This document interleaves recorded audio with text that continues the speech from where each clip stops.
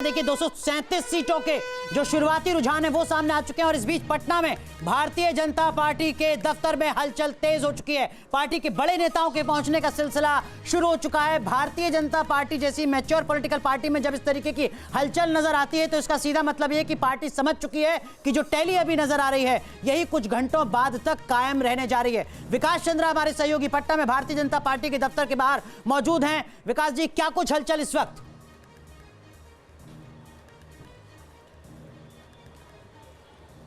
जैसे जैसे रुझान का आंकड़ा बढ़ रहा है अनुराग, वैसे वैसे बीजेपी कार्यकर्ताओं का बीजेपी ऑफिस में पटना में पहुंचने का सिलसिला शुरू हो गया है। बीजेपी के नेता पहुंचने लगे हैं। जो बीजेपी के प्रदेश अध्यक्ष हैं वो बीजेपी दफ्तर में आकर बैठ गए हैं और अपने कार्यकर्ताओं से बात कर रहे हैं। और आप जानते हैं कि बीजेपी का बहुत बड़ा नेटवर्क है। सभी बूथों से सीधे जानकारी बीजेपी के द्वारा यहाँ जो कंट्रोल रूम बना है, जो वार रूम बना है, उसमें जानकारी मंगाई जा रही है कि कहाँ की क्या स्थिति है। हालांकि जो जानकारी मुझे मिली कि अभी अपने नेताओं और कार्यकर्ताओं को रोका गया है कि किसी भी तरह जश्न न बनाएं, क्योंकि पीछे का एक्सपीरियंस अच्छा नहीं है। लेकिन फिर भी कार्यकर्ताओं का जमावड़ा यहां होने लगा है, आ रहे हैं और उत्साह काफी बीजेपी में देखा जा रहा है। तस्वीरों के जरिए आपको एक दिखाना चाहता हूं कि एक बहुत बड़ा सेट बनाया गया है बीजेपी की तरफ से।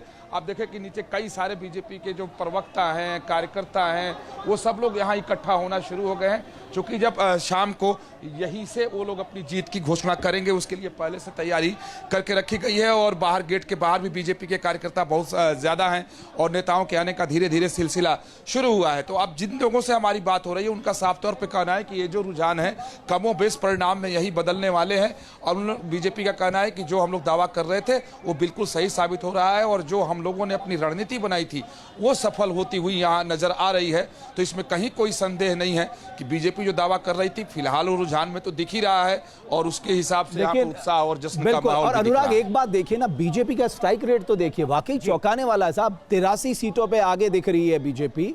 और 20 साल के सत्ता के बाद, आप सोचिए 20 साल सत्ता के बाद जब हम ग्राउंड में घूम रहे थे हम चर्चा कर रहे थे अगर ये 7-8 सीटें और आगे बढ़ जाती है बीजेपी तो ये बिहार में भारतीय जनता पार्टी का अब तक का सबसे शानदार प्रदर्शन होगा। 2010 में 91 सीटें जीती थी, 83 सीटों पर भारतीय जनता पार्टी आगे चल रही है। बिल्कुल। और ये वाकई अग्रवाल साहब, ये तो बहुत जबर, ये जो वोट प्रतिशत बढ़ रहा था इसको लेकर हर कोई पॉलिटिकल पंडित चर्चा कर रहा था, ये दिख रहा है ये आपके पक्ष में आया करके।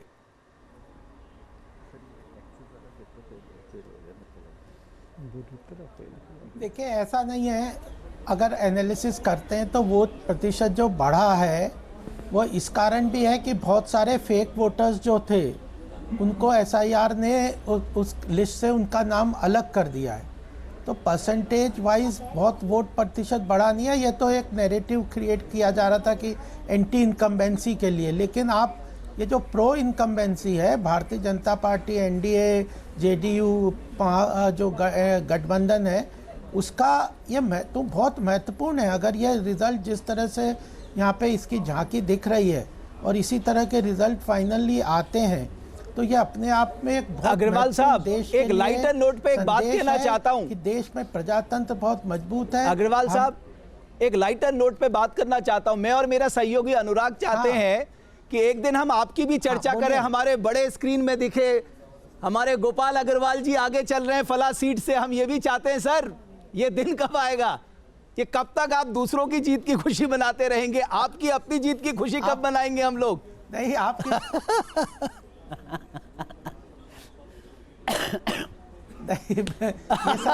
ये तो देखिए, प्रजातंत्र में जनता सुप्रीम है।